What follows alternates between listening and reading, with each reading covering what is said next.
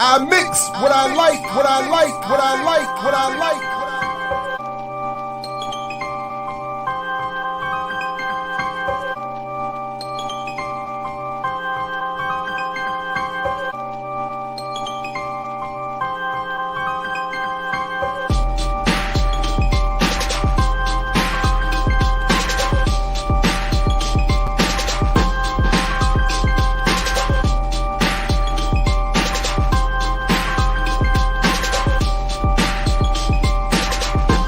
I mix what I like, what I like, what I like, what I like. What's up, world? Welcome to another edition of I Mix What I Like right here at BPM. I'm Jared Ball, very happy to be your host, still on the road in wonderful Burlington, Vermont for the American Association of University Professors Summer Institute. I will have a lot more to say on that in days to come. I do also recognize that Kalanji is currently live with Daruba, so I talking about Mutulu Shakur, his passing today. So rest in power to Dr. Mutulu Shakur. Free all political prisoners immediately. So if you are here live and want to go or continue on with Kalanji and Daruba, I encourage it. And admittedly, I've already shared with at least one of our guests that is a more important conversation to be having right now. But that said, given all that kind of went into planning to this one and the circumstances, I didn't want to try to reconstitute it. So we're very happy to both be going live at the same time, and if and for folks to do whatever they feel is best for them in terms of where they are live. All will be online for everyone to see in due time, so there's no need to feel like what do they say, FOMO. There's no need to feel any of that. That said, we do want to have a green response to the Cornel West decision to run for the party's nomination, and something that's long overdue, and something that I'm actually excited to be able to do and happy to be able to do it now. So to that end, we're going to invite now some members of the and volunteers with the Green Party, people with experience with the movement for the People's Party, and including, I believe, the current chair of the Green Party Black Caucus. So we'll start bringing them up. Kamilah Harris, welcome. A longtime activist, volunteer with the Green Party, and as it says there, a survivor of the MPP. Renee Johnston, back again. Renee, always good to see you. And Daryl, if you turn your camera on, that'll let me know you're ready to join us. And if you want to stay camera free, just let me know. Okay, here we go. Oh no! Oh wait, he turned it on and waved, and then anyway. But if you wanted to stay camera free, you can also join via avatar only. Just let me know that as well. Otherwise, I'll just give you another moment. Kamilah, Renee, welcome to you both, and please add anything to your bios and descriptions that I didn't get properly or get right. I'll let Kamilah go because Okay. people probably about sick of me talking. No, that is a factless statement. And I'm sure the last one that you'll make this evening. In fact, they're clamoring for more, Renee. Anyway, but Kamilah, go ahead. I never get tired of Renee at all. She's like nobody does. She be lying. I don't know why she be on here faking like that. I don't know what she's doing. That's crazy. Hello, everybody.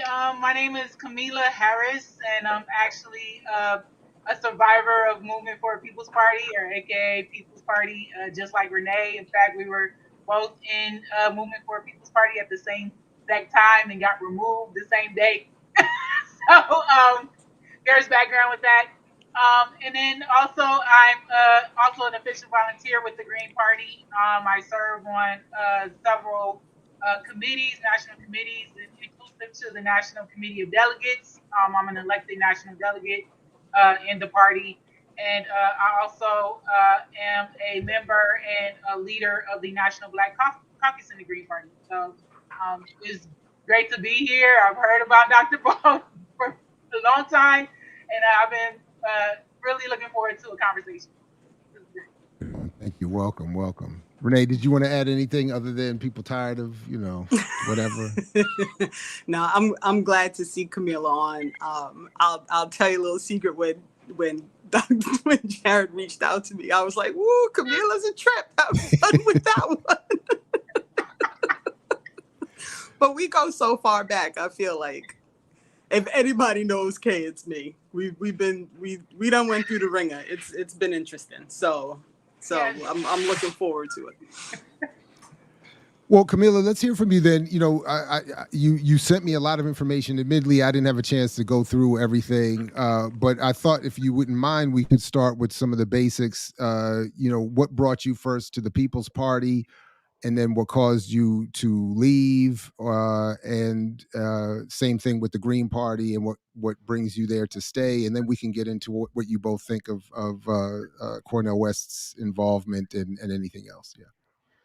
Perfect. So I actually am someone, I didn't come out of like the Bernie camp, like a lot of people did, coming into the Movement for a People's Party. I actually came out of the Tulsi Gabbard campaign. I was still a Democrat at that point, so I was actually an official online volunteer with Tulsi Gabbard's campaign, 2019 through 2020. Of course, that ended pretty much like how Bernie Sanders ended. She endorsed Biden, and of course, there was like, what now after that? And so I knew, if you're aware of Ryan Knight, I knew him like long before he became a podcaster and all that stuff. And he started like talking about this movement for a People's Party thing. And I was like really done with the Democrats and I wanted to jump into independent politics. And I thought, oh, why not join this? I ain't got nothing else going on. So I attended in late August the People's Convention, and part of signing up for that was like you got to help name the party. And so I was part of like that little process, coming up with a name, coming up with finalist names, and then it ended up however the story went because there was also controversy with the backstory of this. Um, it ended up a People's Party. So that in a matter of 3 weeks, it was planned to have this People's Convention. It was like the coming out splash event of MPP and this People's Party. And so this is where Dr. Cornel West started. Uh, the story started. Like he was not actually a founder of MPP. MPP was started in 2017 by Nick Brana, his dad, and some other folks. And this was out of their failed effort to do a draft Bernie thing, which was basically to make Bernie run independent. And so they was like, since we couldn't do that, let's try to make a new major party. And so that's how that road to MPP started. And then so there were also two groups that were involved in the base of this. I don't know if you knew about Burn the DNC and Our Revolution Los Angeles. Burn the DNC did a full merge into MPP. Our Revolution Los Angeles did what I call like a partial merge. They had people do like administrative work, onboarding, stuff like that for them, but they still had their own entity.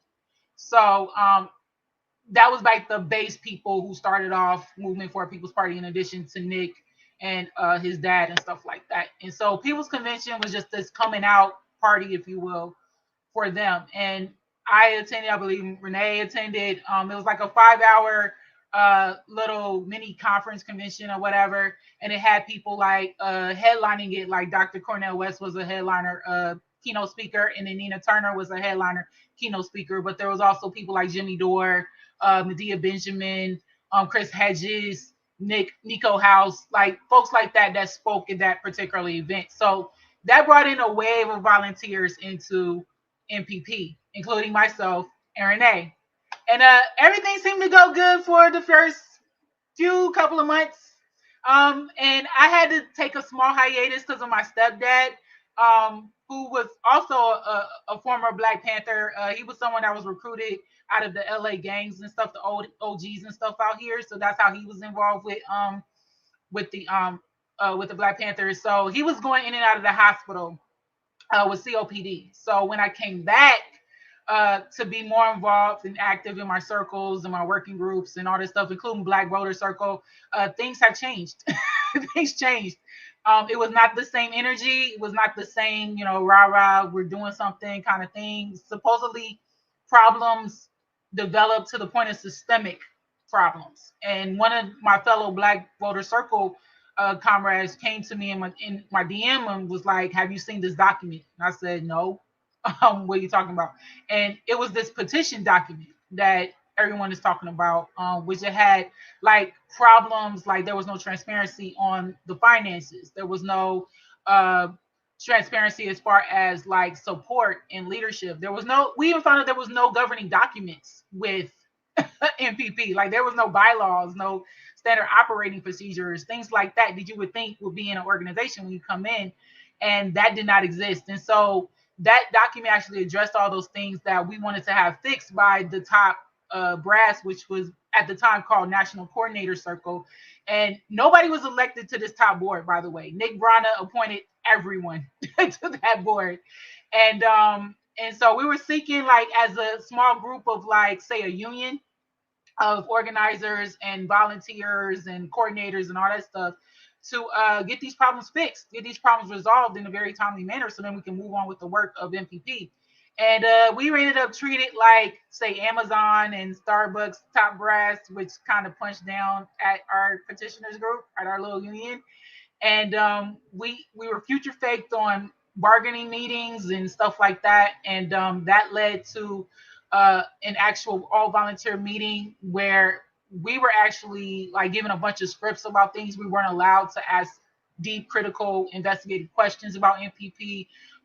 In fact, Nick Brana had did things to try to cut that meeting super short, and just so they don't have to really answer, to a lot I'm of things. sorry. Who gave you scripts? How does that The, work? the top the top board did. Like they would just say different things like, "Oh, we're working on it." Like we kind of had this inside joke a little bit about this particular phrase because we got it so much that it was like, okay, you're telling us you're working on it, we're not seeing any evidence of it. So a lot of people, even outside of our petitioners group, had questions. Like when they start the NPP Advisory Council, there was a lot of censorship going on our communication space called Slack, where we literally were like working and having our schedule our meetings, things like that, like a general organizational communication space.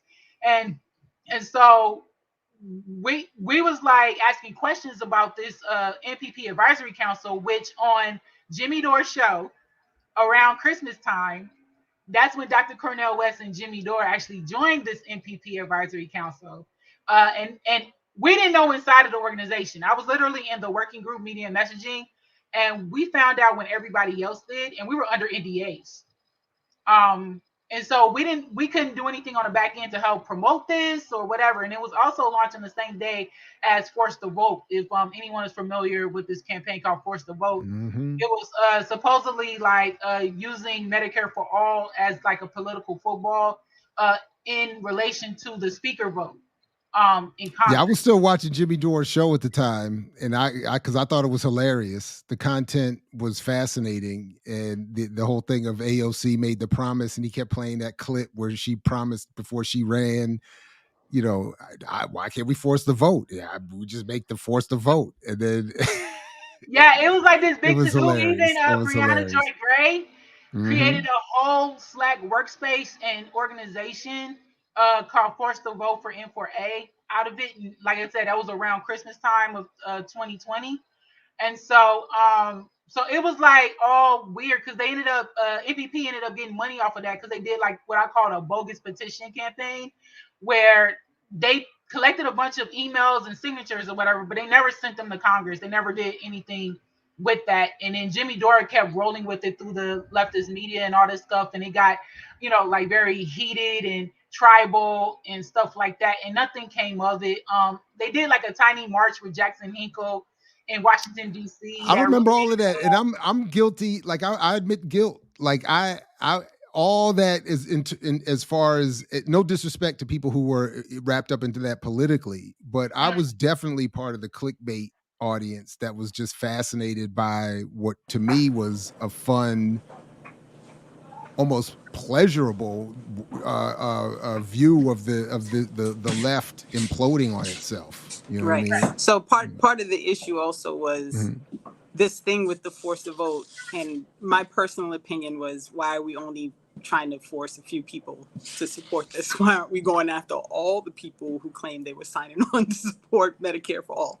That said, part of the big issue was there was no conversation about it. Like, it was just kind of, all the volunteers were told from up on high, like, this is the new thing that we're about to do. And people were like, okay, but who decided this? Where'd this come from? Why are we just going full force with something that we didn't discuss as a group? This is supposed to be a horizontal structure. We're all supposed to have a role in what we're doing. And that just wasn't, it just literally was not what happened. So that was when I I swear it started felt to like see it a big started break. as like Jimmy with like a stream of consciousness joke and on his show, and then it just ballooned into like he was like, "Oh, I can." And I didn't mean to cut you off, Renee, but since I've already done it, let me bring Daryl Mock into the discussion. Chair of the Green Party, the Black Caucus of the Green Party. Daryl, long overdue. My apologies. Thank you for joining us on the fly, in the car, on the run. I appreciate it. No, it's a pleasure to be here with you. I listen to your show often and just impressed with you over the years, and so glad to be here with my good sister Camila and our good sister Renee, who I heard you all earlier giving accolades. I adore her as well. I don't know anyone who doesn't, and if they don't, that's probably because they've come in across some fire and they were wrong. So And then if anybody has something to say, we just be like, The fuck is he talking about? you know what I mean?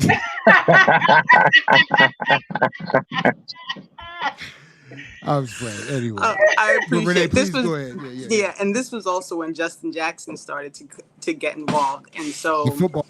yes, because Mhm. there was that whole interaction with him and AOC online, and so for me that was like a prime, this is what they're really about. Because then all of a sudden, like, oh, we're gonna woo Justin Jackson and he's gonna be on the advisory council. But then, like, what are these people doing? And then they announced this advisory council, and we're all like, okay, but who picked these people? Like, where did this list of people come from, and what is going on right They now? just hit the search filter for most followers, and then they were like, pick that one, that's pick that that's one. literally what it felt like.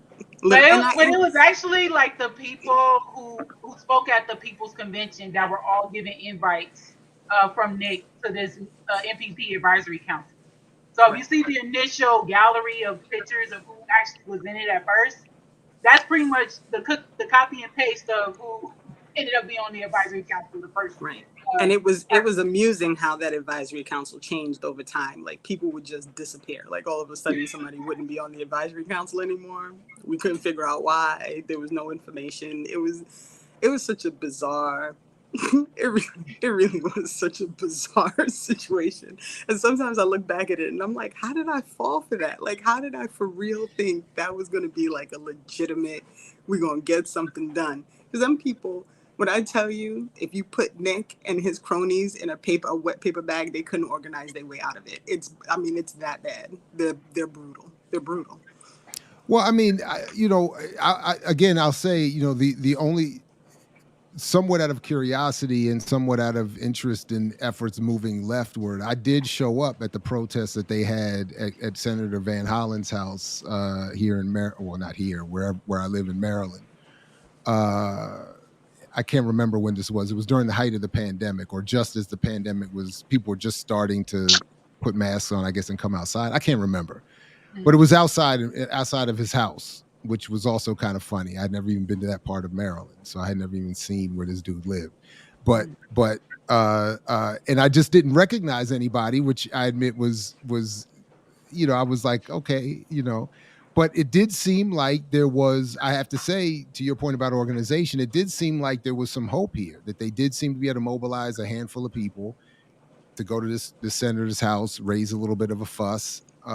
So my point also is to say, I think I get why people could have been, I forgot the exact word you used, Renee, but caught up in it. You got Chris Hedges, you got Cornel West, you got Jimmy Dore, you got talented microphone spokespeople, you got somewhat celebrity football players, whoever,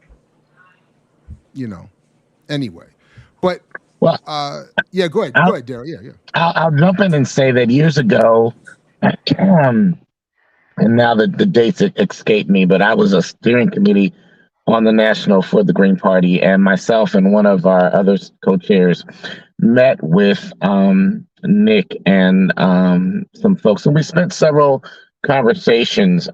This is after one of the elections, and so their party had a conference, and so different folks were going to be there. My state party in DC decided that they were going to be there and pass out information, and it would sort of build as some sort of a left kind of gathering of sorts, but it was really organized by MPP.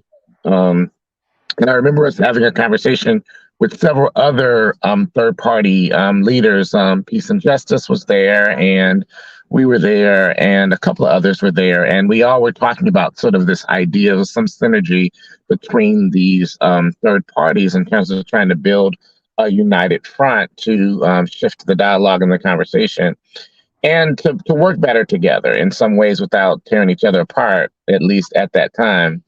And so from that, there was a conversation because a lot of the folks that were coming to the Green Party were coming from the Bernie folks, the burners, as we called them. And so there was this conversation of rather than having, Nick's folks building another party with what we assumed, at least what it appeared in Kamilah's, was more in the trenches over there. But what it appeared to be was that they had managed to get a lot of folks. They had all those Bernie people who hadn't come over, but who were still sort of hoping that the Dems would wake up to something that Bernie was bringing to the table. And so we thought, well, why are we trying to build yet another party where the Green Party's got the ballot access, we've got lines, and they then had the numbers of people, at least the voters, because they had access to all the Bernie voters, right? In theory. And so we had some conversations about that. It didn't really go very far. And I don't know if anyone expected it to. But I will say naive enough to be hopeful.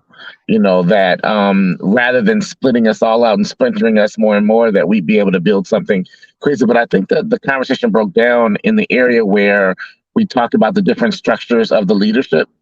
And I think that our structure, our bylaws, and the way we operate, while isn't perfect by a long shot, it's much more organized, it's much more structured than what some people may have been interested in. And so, that, but I just want to point out that we did have those conversations earlier on as they were really beginning to try to build something. And then they kind of, at least from my radar, disappeared for a while. And they've only been in and out from time to time. And so now they are bouncing back in their initial announcement about Cornel West being endorsed by them on their ticket, where I don't know if they have any, ballot lines. I'm not sure. They might. It's none of my business because, my attitude from the Green side is that what everybody else is doing ain't none of my business. So I don't want to talk about what Dems are doing. I want to talk about what Republicans are doing. It ain't none of my business, right? What is my business and what's affecting my people? So I'm going to talk about that, right? And we're going to talk about what we would do to try to fix those issues. But I don't care about what's going on. If they fighting with each other, fight. Y'all going to fight. I don't need to talk about it. I want to put press release out about it. And I think in the Greens, we spend a little bit too much time talking about what everybody else is doing. And so it's not my issue, not my interest, I don't know what to say about that, but I just let people do what they're doing. Let's focus on what we need to do and put out what we would do. I've long been Jill Stein and their folks kind of borrowed an idea I threw out years ago about the shadow government. Basically, it was a shadow cabinet, and we would take our nominee and we would identify a cabinet of people. We would act like we were in power, and we put out press releases. We put out information of what we would do, and we'd act like if I were the Secretary of Treasury, for instance, what would I be doing right now? And I put out that statement so we could actually show the general public what a governance from a Green perspective would have looked like if they were willing to do it. And one year, I think after her first campaign, she did create the shadow cabinet. I didn't hear much about it, but it did get created. And then I don't know. That's all I can say about it is I know it got created. But I think we should do a lot more focusing on what we need to do, what we will do, and what we can do. And other folks going to do what they've been doing. And that's, we got to convince the voters that what they've been getting is not what they deserve. I'll stop I like talking. that. I can get going. Y'all got to interrupt me. No, that's all good. I like that. My only little pushback, and I know Kamila's hyped up on it because and you're right, but my only pushback is it's a distraction, right? So if you have, like, if I'm trying to tell somebody something and there's some ninny in the corner telling them something else that don't make no sense, but they're a little flashier, they seem like they have, some more popular people behind them, they're going to distract that voter from the legitimacy of what it is that I'm trying to tell them. So my complaint about all of this, to this day, is still, y'all are a distraction and you're not getting anything done. Like, even right now, like, I looked at it this morning and the People's Party website still says Cornel West is running for the People's Party. So you're now probably collecting donations, have people signing up, thinking that they're going to do something that's going to help help a campaign. They still have a portal that will collect donations? Yes. Their website is still their up website and collecting on the homepage. Right. Now, I may be out of the loop, but did he formally say he was no longer picking that with them? Yes, he did. Yeah, he did. Okay. And that's my issue. That's really my issue. Like, there is so much false information just floating around. And to me, if you're going to really push and try and get something done, and you're going to try and unite a bunch of people, and you're going to try and talk to people on different places, and you're going to try and gather people in, you're going to try and provide information, then we can't be having people distracted by stuff that don't make no sense, that's never going to get anything done, and that's going to be taking people's money, time, and energy when it's not going to go anywhere. So Renee, we agree on that. Yeah, we agree on that. So it's not. I don't think of it as pushback. We agree. When I say I'm not worried about what other people are doing, I didn't mean as it relates to what we need to be doing. I just meant what's the internal mechanism of their party and what they're fighting on. That's what I ain't worried about that. But when it comes out to, I agree with you that we do need to speak back about when that being a distraction. I love the way you put that, the distraction. I do agree with you that we have to. That's when we do need to speak up. But how they're organized and their mom and daddy and who's trust fund they rob it ain't none of my business. So to Daryl's point, and this is where, if we can, I would want to segue to another part of the conversation, which is just that. What, from a Green Party perspective, admittedly, I've dipped in and out of paying attention and being involved, and didn't even realize until recently that I was still officially a member of the Green Party. So I just left it alone and will stay that way. Yeah, right on. I appreciate it. So I'm gonna stay there. But I from a perspective of those actually volunteering and working as long as you all have collectively, what is your view of Cornel West? I almost wanted to say parachuting in, but coming in, and what do you think of and what does this mean for the Green Party and the other nominees for the other candidates for nomination? I'll jump in and say, I know I met him, kind of know him a little bit. We're not bosom buddies. He's not on my speed dial. I can't talk to him every day if I wanted to. So I can't say I know him like that. Right. But, he's a thinker. He has been a philosopher and a thinker for a long time. He's been a pillar in some capacities in Black thought. I'm not impressed. Do the process. Do the process. That's, there are other people that are going to run, other people interested in running. Do the process. I'm adamant that the Green Party needs to stop chasing behind superstars, people who have some claim to fame. I understand how what we used to call in other circles grass tops, how they can impact the community, right? I get it. You want that star power out there to draw attention, but let them go draw their attention the way they're drawing it. Let them do the work to earn the nomination. We're not giving it to anybody. As long as I'm currently on the steering committee, also I'm a co-chair of the National Party as well as the co-chair of the National Black Caucus. And as long as I'm sitting there, we're not handing you shit. excuse my French. You got to go do the work. I don't care what your name is, where you came from, how much money you got, and whether or not you own the television station and the newspapers. You still got to earn it, and you have to be the reason. Years ago, you guys might remember that Roseanne Barr ran for the nomination. I said the same thing then. I was in the minority in the National Black Caucus that really supported her at the time, but I was in the minority that said you got to earn it. It's not just because you have a name. I don't care about your name. You said a couple of things that we like.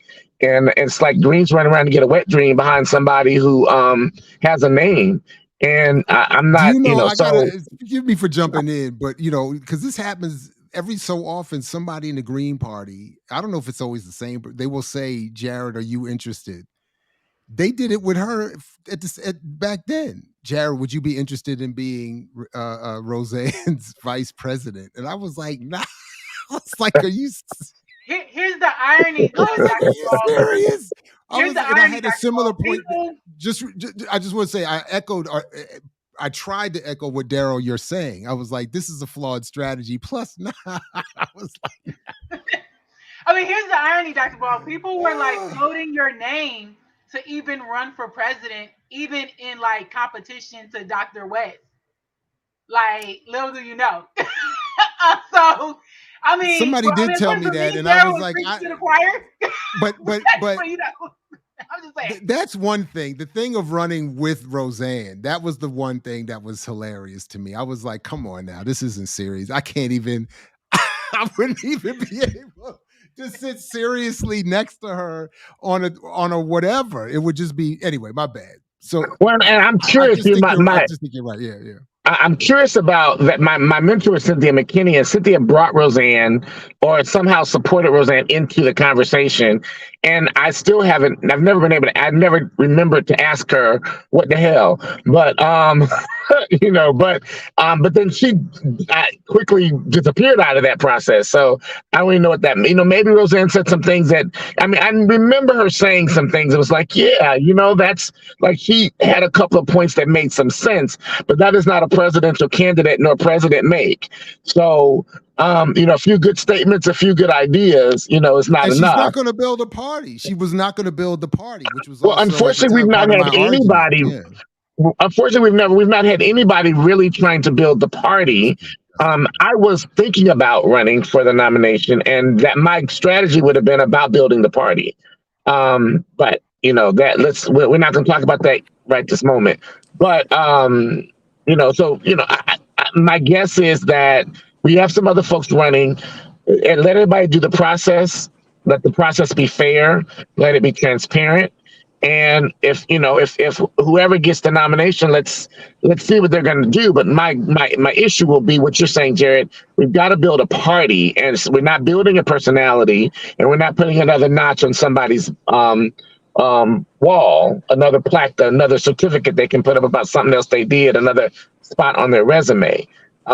This is about serious business, and you've got to be serious about it. And that will be my questions to any of the candidates, when given an opportunity to question them, will be about seriousness about running, seriousness about building the party, and about being ready. What if the unthinkable happens and you manage to get elected? Then what? Have you thought about the then what? Right? And you have to be thinking about the then what, because it is remote, but it is not out of the realm of possibility in terms of the playing the numbers, right? I know it's not the same thing, but we all know damn well Trump's team had no idea he was actually going to win that first. Right. They were all like, Right. oh. They probably all needed diapers. They were like, oh shit, we got to actually do this. Yeah, actually. And then the other ones were like, oh shit, we put him in. He's an idiot. They sure did. Yep. And now we got to back him, and we got to follow him, and he doesn't know what he's pushed up thing that you got, Garrett. How? What was it? What was that? The thing that you pushed, was he talking about? Push that. Here's what they said about Trump when they first elected him. His own people said. Oh, hold on. I can't find it. It's StreamYard. StreamYard is a mess. It's not. Hold on. Oh my God. Go ahead. Do it again. So even when he got elected, his own people were talking about, what is we doing?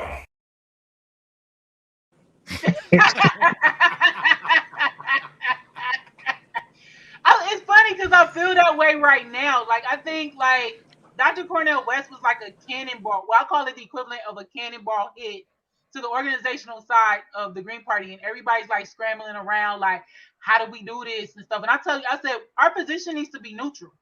I'm tired of like these, state level um Twitter accounts and all this stuff going out and like touting him like he's a presumptive nominee. Dr. Jill Stein is trying to pretend like she with the campaign, but she not with the campaign. It's a lot of this stuff like behind Well, she the was scenes that I announced think she in the receipts on. press as his director of communications. So I mean, Yeah, like that. Chris Hedges is supposed to be like the media manager or whatever, but he's trying to pretend that he's sort of with it, but he's not. He's doing that kind of stuff too. And I'm like, listen, if they paying, I need a job if they paying. just be real with the public, homie. Like, don't like, well, I'm kind of with it, but I'm not with it. Like, no, you are literally the de facto campaign manager. And I said it with a Jumbo Baraka too, because he's around Jill Stein, doing whatever with her right hand black man, right? So I'm like, dude, like, just be upfront, and also be original, because they've been like. They kept that same website from MPP. It's a carbon copy of the MPP website, the People's Party website. And they also have been using like the Green Party's actual official logo. Like all they did with the promo video was they took out the part where he said I'm running for a People's Party, and they put the Green Party logo on the video and try to act like we wasn't gonna notice. And then they also did the whole thing with like changing it from .com to .org, which some people say, oh, that's usually what happened when you file with the FEC, which is like, okay, but don't act like we're stupid. We know you're doing these little changes, to try to act like, stuff is like official when it's like actually kind of muddled in secrecy, and we don't know where the money truly is going. Talking about that Wells Fargo account, for example, and the PO box change, and it's like, okay, that's tied to the Texas Greens or someone from the Texas Greens, so we don't know for certain if it's direct link or if it's just the person's own stuff. So, Kamilah, yeah. I'm gonna cut you off real quick because there's this dude Cornel in your chat right now who thinks like, oh, they salty. He's gonna do this. He's gonna do that. And I'd love to know which state party for the Greens he's a member of, where he's participating in any conversations where he's clear on what exactly the nomination process is and what needs to be done, because they're still working through rewriting the process from 2020. There isn't even a full process like put in place yet for him to complete his nomination for a primary. So all this talk about being salty and these are straw man arguments and this, that, and the other thing. And I understand that people love Dr. West and they want to be able to just jump on board and be excited about him and support him. Like, that's great. More power to you. Have at it. But there also has to be a reasonable conversation about what this is going to entail, right? Like, what does it mean to file all your paperwork and run in the primary for the Green Party? What does it mean when you have state parties coming out and supporting one nominee when they haven't even announced who all the nominees are? What does it mean when you only have ballot access in 17 places and you have to run that process before you even do your selection of who your presidential nominee is going to be? There's a whole lot to this process that should be discussed, that should be part of the conversation. And I don't appreciate, like, this is where my annoyance comes in, right? Because I'm not doing this because I'm like mad that Dr. West decided to run for president. I don't really care who decides to run, because I may not vote at the top of the ticket when all is said and done. And I'm a registered Green Party person, right? Like, I go to my state meetings now. Like, I'm trying my best to be involved in this process. So, to just pretend like, oh, we're just being first of all, and I'm like, but what do you know? Salty? First of all, I'm sorry. What's not to be salty about, just in terms of the general condition of the world, the conditions facing Black people? And then if you are somebody who's intimately involved at the grassroots level in the actual organizational work involved in building a party, I said this before, feel a kind of way. I felt the kind of way when Cynthia got into the race. I know people felt the kind of way when I got into the race, because they're like, who the hell fucking is this dude? I've been here since day one. And I think that that's a legit response. I think if you're trying to build a party, if you're trying to build an organized effort to win, the celebrity piece got to go away. And so as I had asked at once upon a time of Ralph Nader, if you're that interested in building a party and a movement, you know you're not the guy to carry this forward. Step back and endorse somebody. Play that role. Use your celebrity just to say, this is the campaign we should be voting for, instead of saying, I'm the person who's going to do it. And maybe that's the role that somebody like a Cornel West could play or something else. I get that sentiment. So I just let me jump in real quick before I got to run to an appointment. But I think we're having two different kinds of conversations in the community. The one you all are having, and Renee and Kamilah are talking about, and that I'm adding into right now, and Jared, you're talking about, is the nuts and bolts of what it means to legitimately be running a legitimate campaign. The stuff that needs to happen if you're really going to do this. But the main conversation happening in the public is, who is this person who could run, who brings our issues forward? We can get excited about them, and they're not thinking about the steps it takes to get ballot access in Missouri, right? And most people, most voters don't think about that, and we shouldn't expect them to be even thinking that way, because we would love to teach them about that, but most people are not thinking about it at that level because they're not political activists and political junkies in that way, right? They're voters that might get excited. They might tell their neighbor to vote for somebody. They might pass out a flyer. They might have a house party. We need those people, right? So the people that are getting excited about a particular nominee, we've seen this happen before.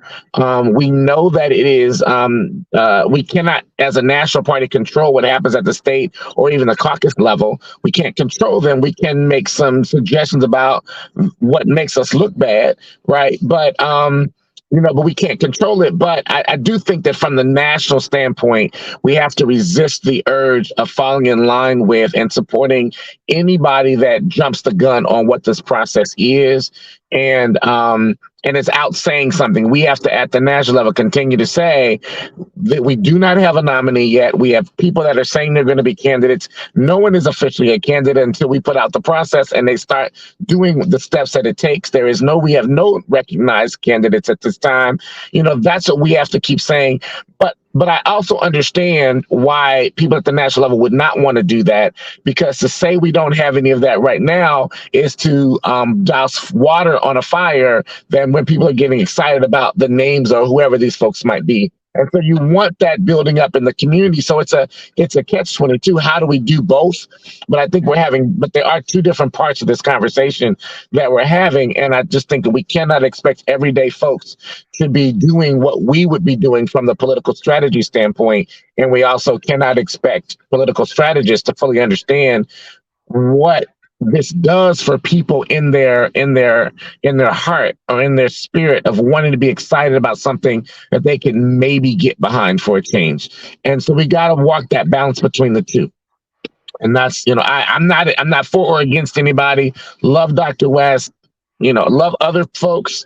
Be great to get some more big names out there that might be interested in making a case for how we build the party and how we bring our green issues to the forefront on the table and push the envelope in the political conversations.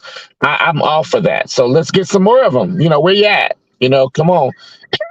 There's a deadline pending right now. So yeah, anybody with a big name or, like Dr. West, or anybody that's with a smaller name or whatever, virtual unknown, can still enter for candidacy interest into the primary. I mean, there is no deadline looming right now.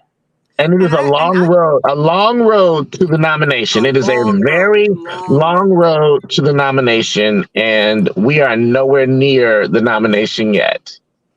And I personally feel like primaries would only benefit the Green Party, right? Like, what is a better advertisement that your party is doing the thing that you want political parties to do than to have an actual democratic primary where people are talking to each other, where people are debating, where the information is up front, where everybody can see what they're really running about. Like, that to me there's only a benefit for the Green Party if you actually do it that way, right? If you actually allow people to do their candidate process and do all those things. Daryl, I see you trying to get out the door. Daryl, thank It you And was for coming so, nice to through. I meet you. appreciate you on the short notice. It was good to catch up with you. We'll do Yes. this again. We'll have you back again. yeah, Thank we'll you do it very much. again. Yes, All right, indeed. peace. Thank you And we very need much. both of Peace. y'all at the caucus meetings now. Camila, hook them up. Of course, I'm on the board with you. All right. Thanks, So, Daryl. but like that's my opinion on it, right? Like this idea that I just feel like people are not taking, everybody's so excited and no one's thinking about all the work that has to be done. Like this is not going to be, we're just going to announce and then that's going to be it. Like if the Green Party's really going to do a primary, there is a lot of work that goes into that. And while that primary is going, you have to put all the work into getting your ballot access and building your state parties and making sure that you have a ballot line. And there's some states where that's not even going to be possible because of the rules. Like there's a lot of stuff that has to go into all of this to make sure that it even can work politically and for the people. And part of that has to be for people to find out what the Green Party is even about, because a lot of people just think the Green Party is just nonsense. Like you talk about the Green Party, they immediately go to, oh, they're just spoilers, or they're, you know what I mean? Like green third parties don't work and this, that, and the other thing. Like, how are you going to fix that conception? Like, how are you going to fix that? How are you going to get people to take it seriously as an actual presidential run? Like, these are things that they should be on the forefront now, right? Like you can't wait until next summer to start making sure people take the Green Party seriously. That work has to start now. And that's even why I've been like super vocal, not only like outside, Twitterverse and wherever, but I've also been vocal within the organization. Because within the organization is different as far as an environment, a sphere, than it is outside of the organization. There are two, like Daryl even alluded to, there are two completely different set of conversations going on. And I've been like trying to get the inside of the Green Party to understand that we need to be neutral. We need to be objective. We need to have a real primary process and campaign. And I always shout out like the presidential campaign support committee, who is actually working very hard to get the rules finalized and to make sure we're in alignment with the FEC, things like that. Because the last cycle, I mean, as you probably know, Dr. Ball, there was a lot of controversy that came out of the whole Howie And House, please call me Jared. Dario Hunter thing. And I'm preaching like, let's not make those mistakes. Let's not go through those same pitfalls or potholes and stuff like that. Let's do this right. Let's do this above board, because now you got someone like Dr. Cornel West running. And I equate it right now to a little bit of elder abuse with him. Like there's a little bit of like handling. He doesn't even know what's on the website. Oh, Like, damn. I don't think he co-signed anything on his own website. The other thing about it is like he's kind of like, not to like, be ageist or anything, but it's just I've been a caretaker of my mom, who's also a boomer, and stuff. And I've been very like, like hawkish about what she's signing, what she reading, things like that. And I think the people who are involved, like Dr. Jill Stein, they kind of have a little like, oh, I can milk this too, kind of thing. Because some people think that she's trying to parlay this into running VP with Dr. West. So I mean, there's just a lot of like mystery. There's a lot of Wait. Say that last part. Who's trying? Wait, what? Wait. There are some people who think that Dr. Jill Stein is trying to parlay this whole thing into running VP with Cornel West. I mean, they said it verbatim, and I've just been like, there's no But room why to would think she? about that. But people have been thinking that, like saying I that. would have. Would it require her to do all that work if she wanted to be involved anymore? I mean, did something happen that I'm not aware of with her I relationship mean, with the Green the only Party thing that that I would? can think about as far as her potentially trying to make it is the fact that after 2016, the campaign that she ran with Ajamu Baraka ended up in debt, and they're trying to like, fix that up and stuff like that. I mean, that's the only thing. I mean, she's Oh, still collecting money from her principal campaign committee through the FEC. Like they just had a report she had already brought in the first quarter, like over $14,000. So like there's just been a lot of suspicious activity with Dr. Jill Stein that makes her being involved with this like so like cloaked in mystery and stuff like that. Like I said, the whole transition committee with the Texas Green treasurer, state treasurer, being the official treasurer of the campaign. And it's like, wait a minute, you guys got primary votes in Texas. I don't know how, is this legal? Can y'all like literally have your treasurer and possibly your accounts and all that stuff tied to an outsider campaign? Like there's a lot of questions that have yet to be answered. And I'm on the National Ballot Access Committee. So we've been in discussions about how this even ties and affects our ballot access campaigning, petitioning, and all this kind of stuff. And like I said, Dr. West is like a cannonball to me. He hit us and it was like, okay, now we got to figure out how to juggle this. To some of Daryl's points, like how do we so that's you have a lot of information and perspective that very few of us can appreciate. But from out here, it seemed natural to me that Jill Stein would work with Cornel West just because of their that circle that they all move in with Chris Hedges and that whole crew. So and you're right, but that's a problem, don't you think? Like, listen, I'm not here's my thing. I'm not about the whole like, let me run with my friends, right? Like, can we find some people who know what they're doing and who have a plan and who can set it all up and who can get his website fixed and who can, like, I just feel like he's surrounded the by website these should be people. better. I mean, it's brutal. It really should. It's brutal. It really and should so be. To me, I feel like if you are going to run and your plan is to run in a primary for a political party, then you should have a plan that includes a group of people who are not. Oh. Sorry. Yeah, I think she was just basically trying to say that you got to have a group of people that, one, know what they're doing. I mean, Dr. Cornel West does not have a past in running for any level of political office. Like, not even mayor, not even city council, not even, the school board. He has no background in this. And yet, you also have people like Ajamu Barak and Dr. Jill Stein that they've been a face of a campaign, but they want their own campaign managers. You know what I mean? Like, they weren't like the people who were in the trenches for their own like stuff on the back end. They were like the face of their own campaign. And so even to that end of them coming out of that campaign like in debt, it's kind of like, who was in charge of the money? Where did the money really go? And she's still entrenched in that lawsuit too with the FEC and the money. So, like, to me, again, there's a lawsuit. There's a whole, and I don't want to speak out of turn because I don't understand the full details of it, but I do know that there was a whole problem that went on with the FEC and the money, and she's still entrenched in that and trying to work her way out of it. And my point is, you can have a Jill Stein as your advisor, right? Because she's run a campaign, she ran for president, she has all this information, she's great with certain issues. I really believe in some of the things that she feels strongly about, like the environment and, those things. But she should not be a campaign manager because she's never been a campaign manager before. Like, how is this person your campaign manager who's never managed a campaign? To be fair, the one thing that I saw I can't remember what press outlet, but she was defined as his director of communications. Did they redefine it? Because I thought I don't know.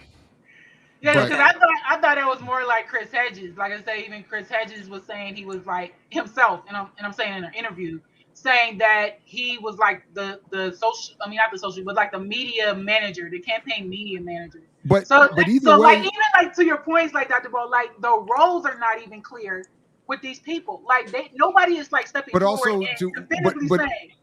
But also what I hear you both saying is that regardless of the current titles of Hedges and Stein, the point still remains that there is not a seasoned Green Party organizer involved as a campaign manager, organizer, or is that what I'm hearing you both say is an issue? Someone independent, like someone independent person that can really outside of their clique. Yeah, outside of their clique that can really structure a campaign because they know from experience or like some kind of resume or something. Even like as a community organizer, you could have like campaign background more than someone, like a Jill Stein, because like I said, Jill Stein has just basically been a face. She's had stuff done for her, but she hasn't done the actual role. Especially this is a whole different ballgame. This is the president of the United States. Like I said, it's not like city council or school board or sitting on the board of regents or something like that, where it's elected or whatever. This is like for the president of the United States, the leader of the free world, kind of position. So you need to have like real people, and I'm like, these decisions that have been happening with Cornel West just makes me question the decision making. Because I mean, to be president of the United States, you got to be great at decision making. You got to be great at negotiations. You got to be great at knowing what you're doing instead of letting people giving blind trust, I should say, or blind faith to random people like your friends. I mean, your friends are cool when you hang it out at a bar, but not when you running for president of the United States. You know what I'm saying? So that's my worry. Like it's been Yeah, no, I get it. I understand it. So let me ask you both this. This is the only other question I had left, at least for now. What would you both like to see? I should have got this in when Daryl was still here too. I'd like to hear his thoughts on this. But what do you two think should happen if I know it's contradictory to say if you all were running the party, but if your voices were more well heard, or if there was a greater amount of Green Party organizers who thought the way you both are thinking, what would you like to see happen in terms of a response to West, and in terms of who should be the kind of person or people that should be running for these positions, ostensibly with the idea of building the party? How would you like to see it go forward from here?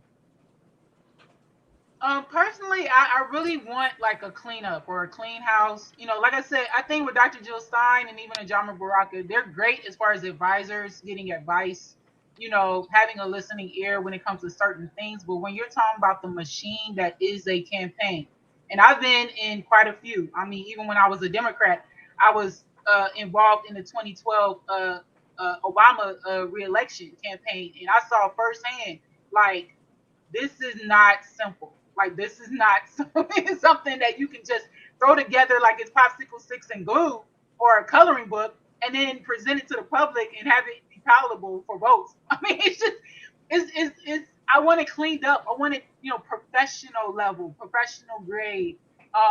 Him actually having a real solid brand and marketing and all these different things that gives him a solid base to run from against everybody else who have already declared candidacies and are planning to come into the race. They just haven't announced yet, whether they're big or small. They're just all the like handling and these little things that they're doing with him. Just putting him on media tour for a month, trying to distract the public and stuff instead of doing those candidate 101 things like Renee talked about earlier. To me, that's an issue right now, and that needs to all be cleared up so that it's something solid to believe in, it's something solid to back, even in competition of everyone else. Like, I mean, I get it. I love the idea. I keep saying this. I love the idea of Dr. Cornel West running, but then there's the reality, the blunt reality of him running, and that has to be a focal point so we don't get let down again like we did Bernie twice and freaking anybody else who's been in something trying to make, have something they could back. So I'd actually like to see the conversation move away from Cornel West being the candidate and towards how we're going to build the Green Party on the ground. Like, I feel like that's the more relevant and important thing that needs to happen right now, because focusing on one person who has to run through a primary process without focusing on how you're going to build your party on the ground, how you're going to build your state so that when that process plays out, you actually have an infrastructure in place to make it happen, right? Like, to me, we're having all these conversations about whether or not this person is a good presidential campaign, and he's running for a party that has ballot access in 17 of 50 states, right? Like I don't understand, and that's my issue, right? Like we're doing all this focus, and I feel like it's just in the wrong place. And again, this is not about, in my opinion, whether or not Dr. West should run for president. Anybody who wants to run for president should feel free to do so. The Green Party should be working on making sure that the process is in place so that they can prove to the voting population that this was an actual primary process and not like we're just going to announce that this person is going to run. And at the same time, we should be building the party to make sure that there is a legitimate process in place so that there can be ballot access across the country when it comes time for there to be a decision. Not to mention, who is voting in this primary if you have not built your party up with voters? Like who's voting in the primary? Because all these people who are talking about they're going to vote for Dr. West, they're going to vote for, are they even Green Party members? Like, are they going to be going to the polls to make sure that he gets on the ballot? So, there's a lot of conversation going on about Dr. West, and I don't even know how many of these people are going to be able to vote in a Green Party primary. So I feel like we've completely skipped and jumped ahead to a thing that isn't even it can't be settled right now. So why aren't we focusing on the thing that needs to be settled right now, which is making sure that there's an actual party, that there are actual voters, that there's actually an infrastructure, that every state is working to make sure that when this process works out, there is actually a way to vote for the person who wins the primary. Like, why is that not the focus? Because I don't even know how any of this stuff is going to work out next fall if all that stuff that I just mentioned isn't taken care of. Like, what are we talking about right now? So I just, again, and I hate to be the bearer of bad news, right? Like, my favorite hater, this Kami Hilfiger dude, who I swear is Nick Branna. Like, he's always running behind me and complaining every time I say something, but he don't have no answers to no questions. The reality of the situation is you cannot run a primary without voters. You cannot do any of the things that you want to do to put somebody in a position to run for president if you do not have your infrastructure set up nationally. So that should be the focus right now.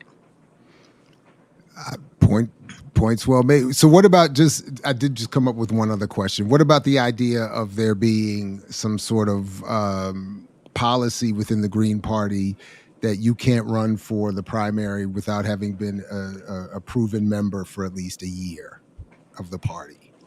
In other words, to prevent this sort of, I'm coming in last minute as a celebrity and we're building from within. Does that make sense at all?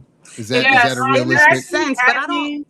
I'm sorry. No, go ahead, because you know how this works. Because I know what's on the 2020 list of what has to happen, and I know there's some talk about increasing the support from within the party and all these things. But you're the inside person, so I want you to take that.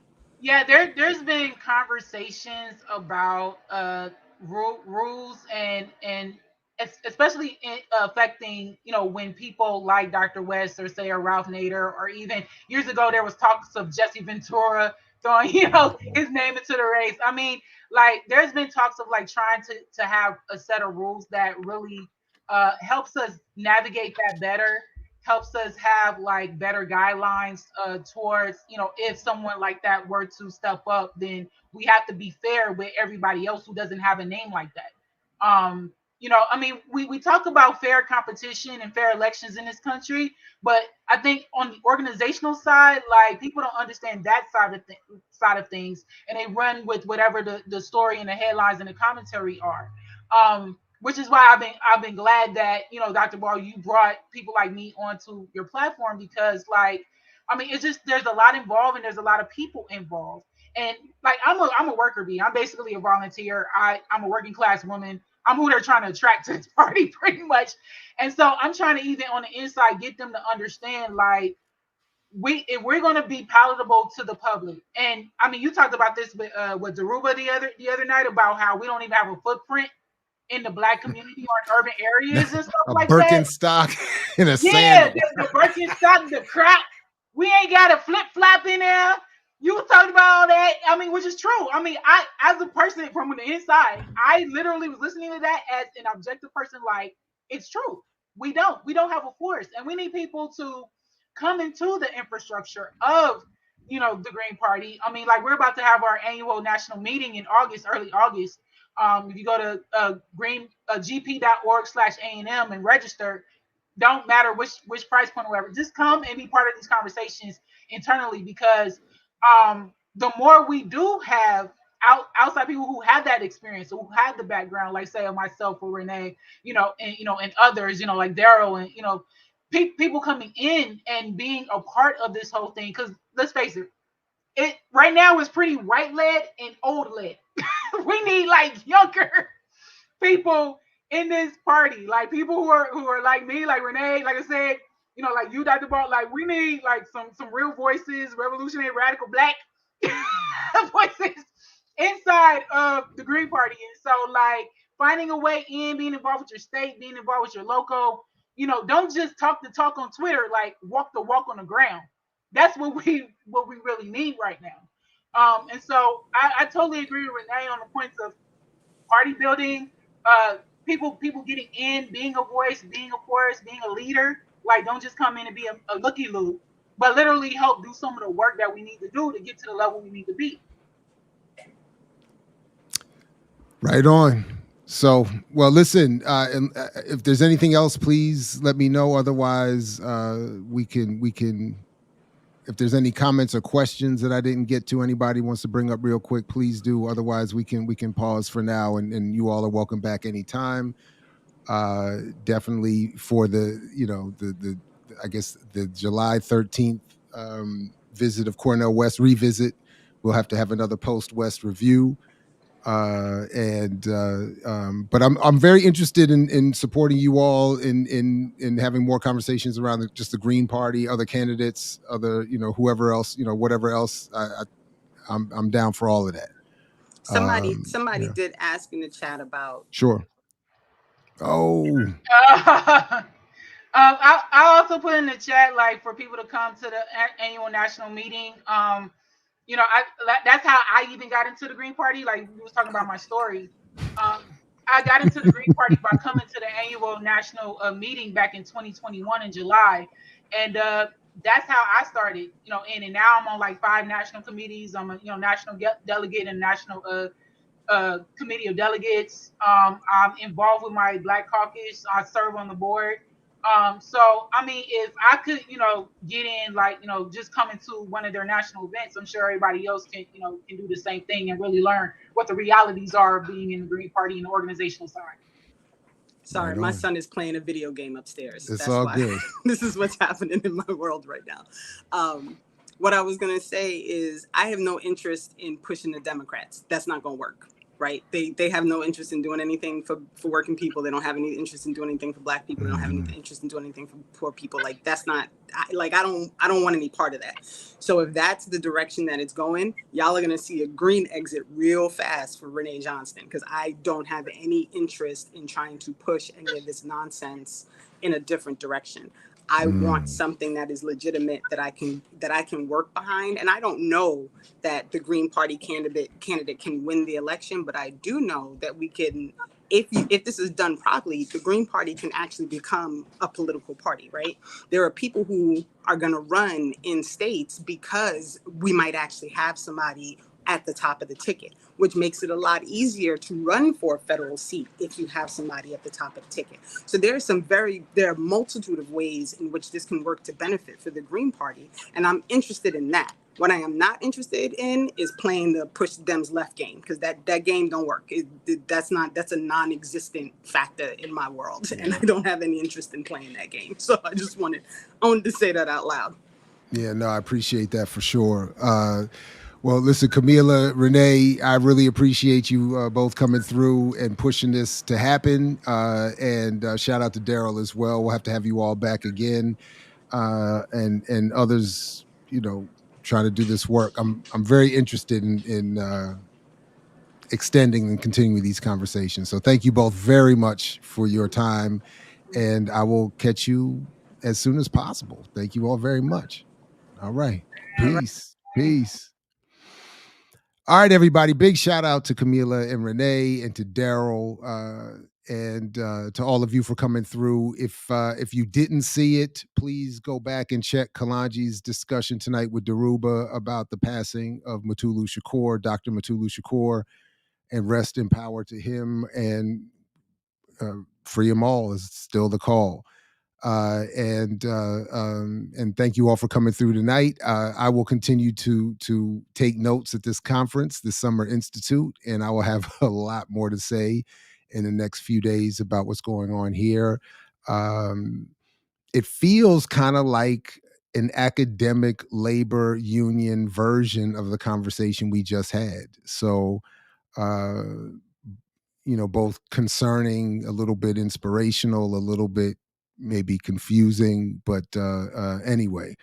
But a big shout out to all the folks who came through. Big shout out to my comrades on the platform and to our guests tonight.